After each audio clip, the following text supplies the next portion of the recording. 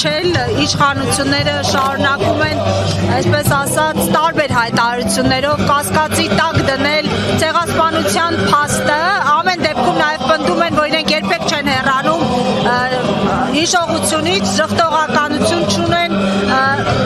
բայց եւ պահանջում են անկախության հռչակագիրը հեռացնել սահմանադրությունից, այս քաղաքականությունը մեզ ուր է տանելու։ Այն, որ իշխանությունը վաղուց է ուրացել համահայկական օրակարգը, դա բոլորին է հայտնի, որովհետև սկսած Արցախի հարցից, վերջացած ցեղասպանության միջազգային ճանաչման հարցից, իշխանությունը ոչ միայն հետ է կանգնել, այլ ակնհայտորեն գնացել դրա շփոթական քաղաքականության ուղղությամբ։ Արտաքին գործերի նախարարի հայտարարությունը, որը նաև բխում է նրանց քաղաքական առաջնորդի այն հայտարարությունից, որ մեր համար օրակարգային հարց է միջազգային ճանաչման հարցը, վերաբերմունքն է իշխանության այս կարևորագույն հարցի։ Ընդ որում նաև պետք է ուշադրություն դարձնել այն հանգամանքի վրա,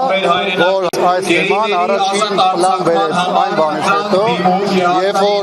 իշխանությունը 20 թվականից հետո հատկապես տեսանելի ձևով սկսեց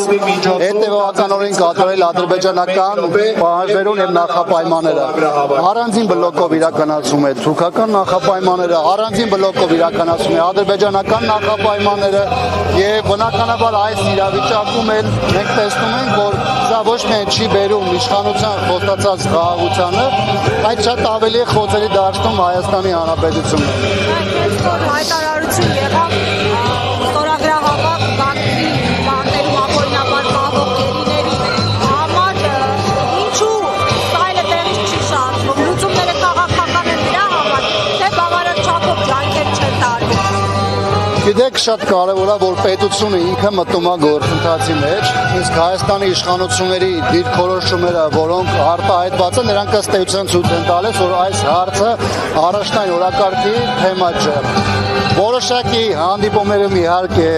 ֆիքսի ձևի կամ կարճ որևէ ձևակերպմամբ փորձ է արվում հիշատակել Բաքվում գտնվող հայերի հարցը, բայց այս թեման շատ ավելի լայն է, որովհետև Ադրբեջանը հաստատում է 23 հայի ներկայությունը ադրբեջանական բանտերում այն դեպքում, երբ որ տարբեր տելեգրամյան ալիքներում, տարբեր վկայություններով Ադրբեջանում գտնվող հայերի թիվը շատ ավելի մեծ է, քան Ադրբեջանը պաշտոնապես հաստատում է։ Կային այնտեղ նաև բռնի անհետացման տասնյակներով դեպքեր եւ այդ մարդկանց հարազատները այսօր բավականին ակտիվորեն նաև պայքարում են, որպեսզի Հայաստանի իշխանությունը կարողանա այս թեման ոչ միայն միջազգայնացնել, այլ հասնել նրան, որ Ադրբեջանը իրական թիվը նաև այս տեսանկյունից հաստատի։ Տեսեք, որ թեմայից խոսում ենք, արդեն 3 թեմա ենք արծարծել, Հայաստանի իշխանության դիրքորոշումը որևէ ձևով հայության մոտեցումները չի արտահայտում եւ եթե իշխանությունը դա համարում է, որ այդ վիճողականությունը նրա համար է, որպեսզի մենք կարողանանք խաղաղության հասնել, ապա ես եւս մեկ անգամ պնդում եմ, որ այս վիճողականությունը հարված է հասնում Հայաստանի կենսական շահերին, բանակցային գործընթացում Հայաստանի դիրքավորմանը եւ մեզ շատ ավելի հետ է գլորում, քան մենք կայինք օրինակ 3, 4 կամ 5 տարի առաջ։ Չի արտահայտում հայ ժողովրդի դիրքորոշումը, պետական շահ, ազգային շահ, ամեն դեպքում նրանք շարունակում են դեռ իշխանություն մնալ։ Միաժամանակ, որտեղ շտեղից խորը անմիջական անցումը դա իշխանապողության օրակարգն է, Հայաստանում գործող եւ ազգային դիրքերից հանդես եկող բոլոր կենսունակ եւ առողջ ուժերի հենց մոտեցումը դրանով է արտահայտված, որովհետեւ մենք ինչ գլխավոր խնդիրների մասին խոսում ենք, մեր համար գոնե հստակ է, որ դրանք առանց իշխանության փոփոխության չեն լինելու, որտեղ սա ոչ թե ինչ որ պահի տարերայինորեն եկած մոտեցում է արտահայտված, այլ այս իշխանության գաղափարական մոտեցումն է։ Իսկ իշխանությունը կամ դրա գլխում կանգնած գլխավոր գործող անձիկ իրեն գաղափարապես են այդ դաշտում։ Երբ որ ասում են, որ դուք ներկայացնում եք թուրքական նարատիվներ, եւ դուք ասում եք դուք ներկայացնում եք թուրքական օրակարգ, դա նրանց չի վիրավորում։ Նրանք համարում են, որ դա է Հայաստանի ճանապարհը, հասկանում եք, եւ այստեղ գաղափարական բևեռացում, ասա մենակ քաղաքական հարց հարց չի։ Գաղափարապես այդ մարդիկ են այդպիսի եւ սրանով է պայմանավորված, որ որևէ փոքրիկ փոփոխություն